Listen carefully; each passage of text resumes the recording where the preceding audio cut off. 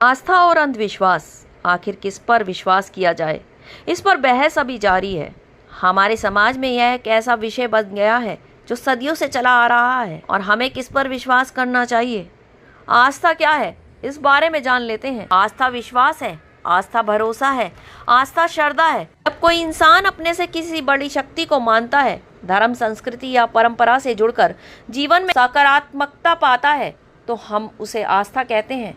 आस्था हमें जीने की ताकत भी देता है, मुश्किल वक्त में उम्मीद जगाता है। आस्था से हमें जीने की ताकत मिलती है, मुश्किल वक्त में हिम्मत जागती है। समाज को जोड़ने का काम भी आस्था ही करती है।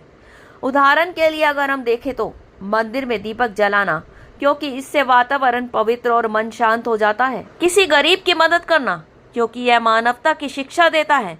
अंधविश्वास क्या है, इस बारे में भी जान लेते हैं। लेकिन अगर दूसरी तरफ जब यही आस्था बिना सोच विचार के, बिना तर्क के आंख बंद करके मान ली जाती है, तो उसे अंधविश्वास का नाम दे दिया जाता है।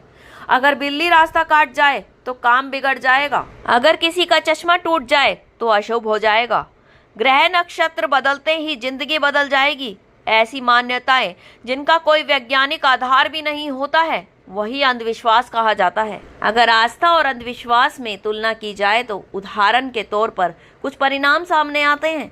मंदिर में घंटी बजाना आस्था है, क्योंकि यह मन को एकाग्र करता है। लेकिन दूसरी तरफ यह मान लेना कि बिना घंटी बजाए भगवान नाराज हो जाएंगे और अनहोनी हो जाएगी, तो यह अंधविश्वास बन जाता है। घर में तुलसी लगाना आस्था मानी जाती है, क्योंकि तुलसी औषधीय गुण से भरपूर है। लेकिन यह सोच लेना अगर तुलसी सूख गई है तो घर पर संकट आ जाएगा, यह अंधविश्वास बन जाता है। पूजा पाठ दान करना आस्था है, लेकिन झाड़ फूक, टोटका और तंत्र मंत्र से इलाज करवाना अंधविश्वास माना जाता है। इस समाज पर अंधविश्वास के क्या परिणाम हुए हैं, यह भी जान लीजिए। इतिहास गवाह है कि आस्था ने समाज को हमेशा मजबूत बनाया है, लेकिन अंधविश्वास ने समाज को जब भी देखा कमजोर ही बनाया है। कई बार झाड़ फूक के चक्कर में लोग सही से इलाज भी नहीं करवाते हैं, ऐसे में अपनी जान तक गवा बैठते हैं।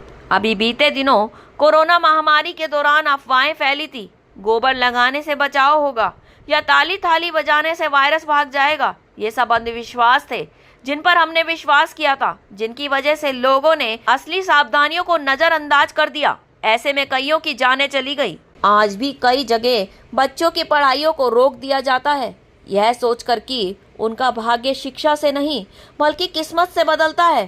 केवल यह अंधविश्वास है और कुछ नहीं है। तो दोस्तों याद रखिए, अब जो समय है वो विज्ञान और विवेक का समय है।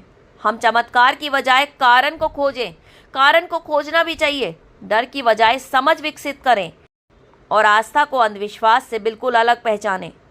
आस्था हमें जीने की ताकत तो दे देती है, लेकिन अंधविश्वास हमें उतना ही पीछे खींच लेता है।